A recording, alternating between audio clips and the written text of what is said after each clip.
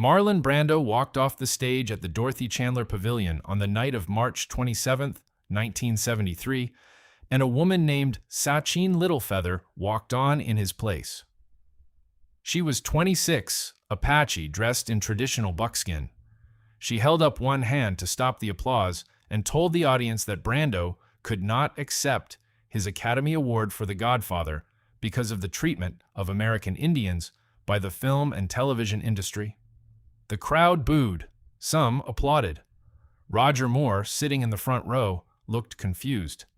Clint Eastwood, presenting another award later that night, made a joke about being afraid to present on behalf of all the trees cut down to make the sets. The clip ran on news broadcasts for days. Brando was 58 years old and, for the second time in his life, the most talked about actor in the world.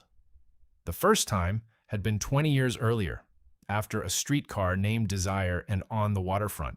What separated those two peaks was a long middle stretch that almost no one talks about now, partly because it's uncomfortable, and partly because the story of what happened to him after The Godfather is stranger and sadder than anything in the film itself.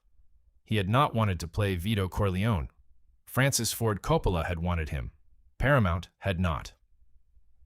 The studio's production chief, Robert Evans, ran a list of possible names that included Ernest Borgnine, George C. Scott, and Edward G. Robinson. The objections to Brando were specific. He was considered by 1971 to be uninsurable, difficult, past his commercial moment, and, in the bluntest terms, a liability. He had spent most of the 1960s making films that lost money. The Appaloosa, Burn, The Nightcomers, Candy, A Countess from Hong Kong, which Charlie Chaplin directed, and which may be the single most baffling late-career collision of talent in cinema history. These weren't hidden failures. They were public ones, reviewed poorly, forgotten quickly, and they had cost studios and distributors real money. What's worth understanding is that Brando's decline in the 1960s wasn't laziness or indifference, though it sometimes looked like both. He had already, by the early part of that decade, grown so contemptuous of the Hollywood machinery that he stopped reading scripts carefully, stopped preparing in ways he had once found essential, and started accepting roles the way someone accepts a bus transfer. He needed money. He had children, many of them, from multiple relationships. He had Tetiaroa, a coral atoll in French Polynesia he had bought after filming Mutiny on the Bounty in 1962, and which became a consuming obsession, a project he poured money into across decades, imagining it first as an ecological paradise, then as a resort, then as a research station. The island cost him constantly. The productions around it cost him too, in time and energy and the particular psychological toll of a man who hated the film business but couldn't stop doing it because he needed what it paid. The Godfather changed the financial picture, briefly. Brando negotiated a percentage of the profits and earned somewhere between $1 million and $11 million, depending on which account you read and which points actually triggered. But money was never the thing that stabilized him or failed to stabilize him. He had had money before. He had spent it before. What The Godfather gave him that was genuinely new was a second reputation, a renewed critical standing, and an audience that had either forgotten or never known the early work, and now took him as their point of reference. He didn't know what to do with that. By his own account, and by the accounts of the people around him during this period, the Academy Award controversy had felt clarifying in a way that the award itself would not have. The political gesture, whether or not you found it appropriate as a venue, was consistent with what Brando actually cared about in 1973. He had spent years by that point traveling, meeting with tribal leaders, attending protests, writing and speaking about indigenous rights in ways that went largely uncovered because he wasn't making films anyone cared about. The Godfather returned him to a platform. The Oscar night speech, proxied through Littlefeather, was his first use of that platform. And the backlash confirmed something he had suspected for a long time. Hollywood would celebrate him on its own terms or not at all.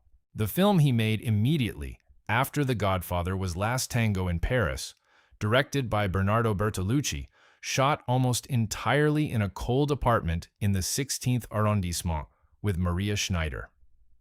The film came out in October 1972 in Italy, in February 1973 in the United States, which meant it overlapped with The Godfather's theatrical run and its own awards cycle in a way that made Brando, for a few months, omnipresent in a way he found genuinely unpleasant. He gave almost no interviews. He appeared at no screenings. When the film was submitted to the New York Film Critics Circle, he refused the award they gave him for it. Last Tango is a film that has become, over the past decade, inseparable from what Schneider said about it in interviews years later. That a scene involving butter was not something she had consented to as constructed. That she had been told about it only at the last moment. That she had cried real tears that Bertolucci and Brando both knew were not acting. Brando said, in a 2004 interview clip that circulated again after Schneider's death in 2011, that he and Bertolucci had not told Schneider in advance because they wanted her humiliation to be real. He said he considered this legitimate filmmaking. The statement is difficult to reconcile with any good faith reading of consent, and the years since Schneider's death have produced a fairly settled critical consensus that whatever the film's artistic merits, something happened to her on that set that should not have happened. Brando's own relationship to the film was complicated in a different way. He had given a performance in it that critics called devastating, raw, in a way his Vito Corleone was not, built around an improvised monologue about his mother that drew from his own childhood with an alcoholic, often absent mother in Omaha. He hated watching himself. He said in multiple interviews across his life that he couldn't watch his own films without wanting to fix them, that the gap between what he had intended and what the camera recorded was something he found close to unbearable. Last Tango may have been the film where that gap was smallest, and that fact appeared to distress him more than comfort him. He was 50 in 1974. He went back to Tetiaroa. He gained weight steadily through that decade in ways that were documented by photographers who, when they could get near him, sold the images to tabloids who ran them under headlines about his transformation, his decline, his reclusion. The word recluse followed him from roughly 1974 onward, the way words follow people who have stopped performing availability. He gave a few interviews.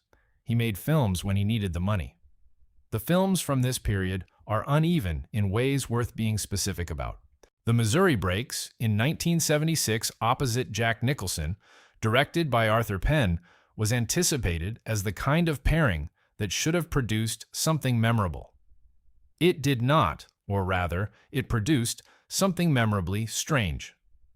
Brando played a hired regulator named Lee Clayton, with a collection of accents and affects that seemed to shift not just scene to scene, but line to line. He wore a dress in some scenes. He ate an apple while delivering a monologue about killing. The film was reviewed with real hostility and has been reevaluated upward since, mostly because people now read Brando's apparent chaos as deliberate eccentricity rather than unprofessionalism. It may have been both. Penn was not able to control him, and Brando apparently arrived with almost no fixed interpretation of the character. Superman came in 1978. This is the one that tends to surprise people who have only a schematic sense of Brando's career, because the idea of the most celebrated actor of his generation appearing in a comic book film still registers as incongruous, even though it is now, obviously, standard practice. Brando was paid $3.7 million and 11% of the gross for roughly 12 minutes of screen time as Jor-El, Superman's biological father.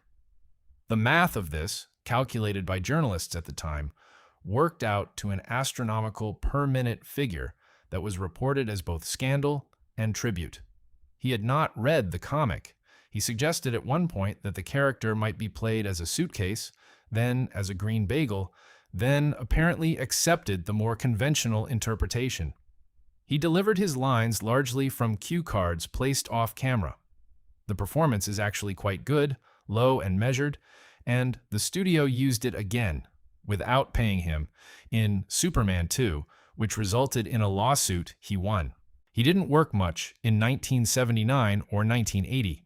He appeared in Apocalypse Now, which had been filming in the Philippines since 1976 and which consumed Francis Ford Coppola's finances, health, and marriage in ways he documented partially in Hearts of Darkness, the documentary his wife Eleanor filmed on location.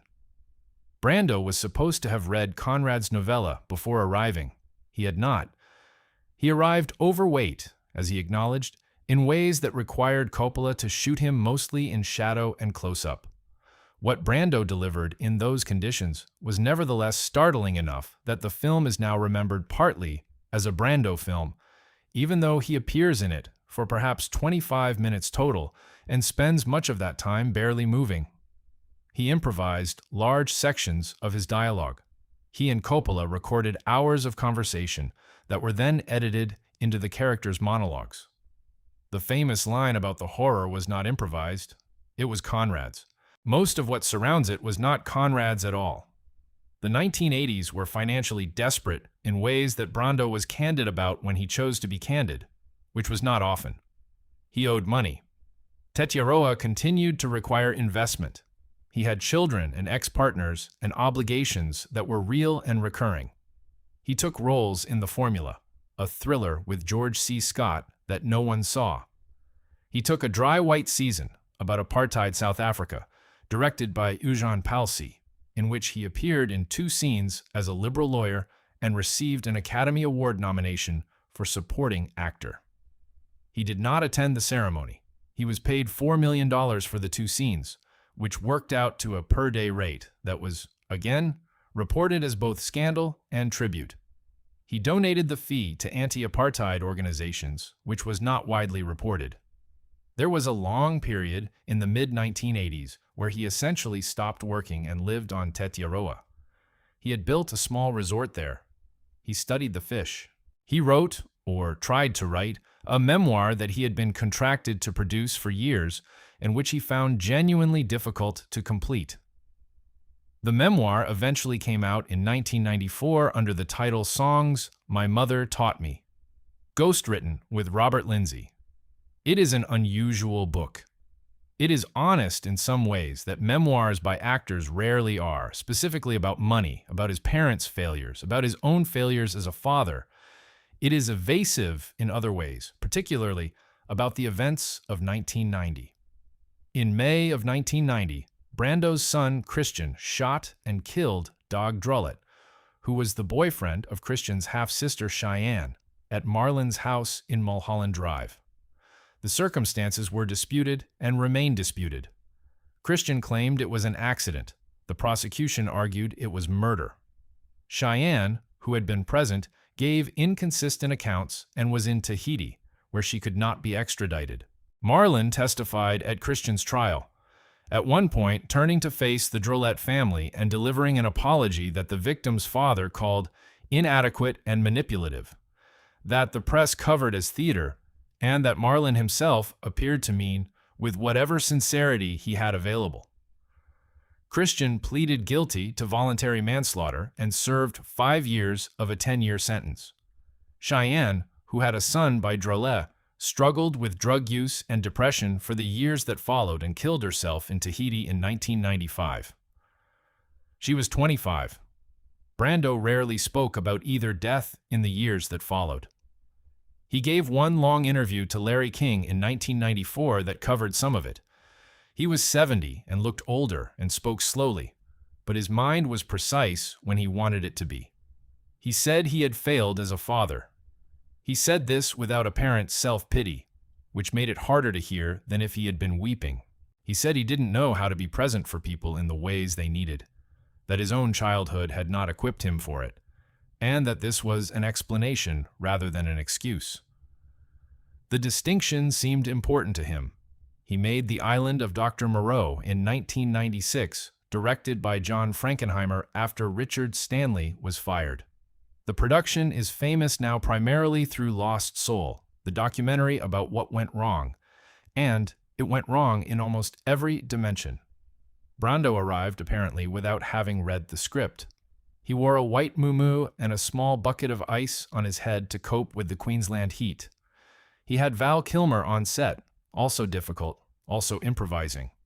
He demanded a small actor named Nelson de la Rosa appear in his scenes as a kind of mirror or companion. He put his dialogue on cue cards attached to other actors' foreheads.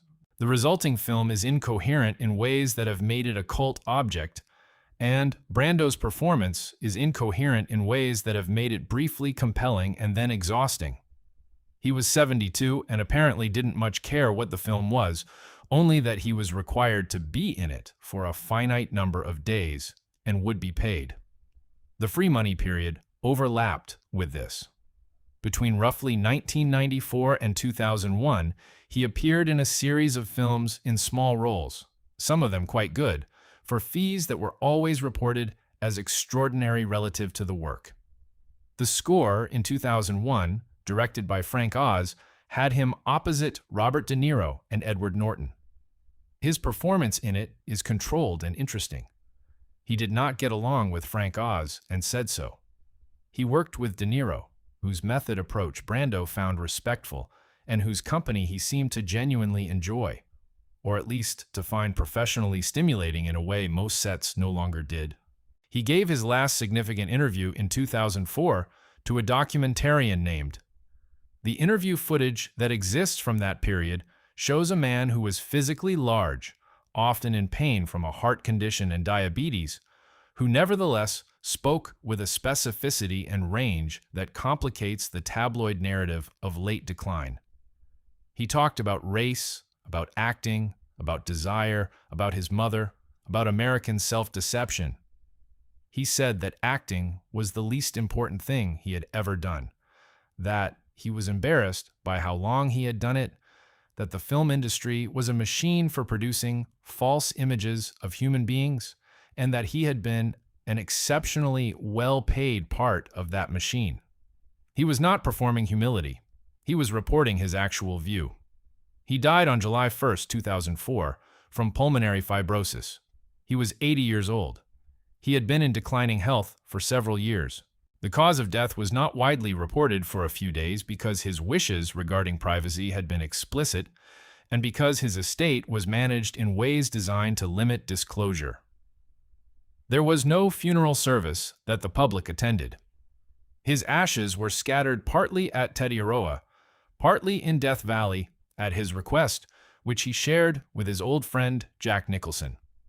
The obituaries were long and largely respectful and focused, as obituaries of actors usually do, on the peak, A Streetcar Named Desire. On the waterfront, The Godfather, Last Tango.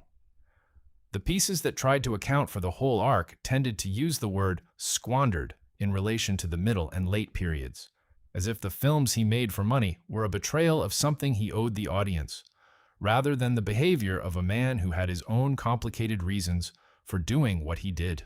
What nobody much wanted to engage with was the more specific question of what had actually happened to him, not as an artist, but as a person, in the decades between his peaks.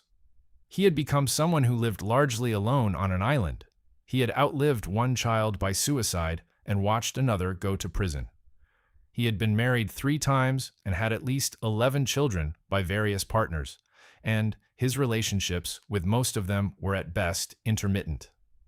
He had spent 50 years trying to explain to interviewers why he found acting trivial, and very few interviewers had believed him or followed the explanation to where it actually led, which was to the question of what a person does when the thing they are exceptional at is also the thing they find most meaningless. He thought of himself as, in order of priority, a political person, a man interested in human behavior, someone with genuine curiosity about the natural world. He was not wrong about any of these. He had read widely. He had traveled to places most actors never went, for reasons that were not promotional. He had given money, often anonymously, to causes he believed in. He had tried sincerely and with real intellectual effort to understand what American racism had done and was doing, decades before that became fashionable concern in the industry he worked in. None of that added up to what would be called a good life, in any conventional sense. He had been a negligent father, repeatedly. He had been manipulative in relationships, by his own account. He had treated film sets with a contempt that sometimes crossed into genuine unkindness to people who needed the work to go smoothly. He had taken money for performances he knew were insufficient. He had never, not once, made a public apology for anything connected to Maria Schneider, and neither the industry nor the press had particularly demanded one until after both of them were dead. There is a version of his story that ends with the note that he was the most gifted actor of his generation, that no one else had done what he did in 1951 or 1954, that the failures and cruelties of his life cannot diminish what was permanently changed about how American actors understood their work. That version is not wrong. It is also too easy. Brando's own account of himself, assembled from interviews and the memoir and the documentary footage, was harder and more honest than that. He thought the gift had been, in the end, a trap. He thought the attention the gift brought had distorted his life in ways he could never fully compensate for. He thought he had been paid to do something that kept him from figuring out what he actually wanted to do, and that by the time he understood this clearly enough to say it plainly, it was too late to do much about it. He was not certain about any of this. He was a person who expressed uncertainty about himself with some care and without performing false resolution. The island was real. The fish were real. The children he failed were real. The performances that changed American cinema were also real. He held all of these as equally true and found no formula that reconciled them, and he appears to have lived with that irresolution until the end without deciding it needed to be resolved before he could go.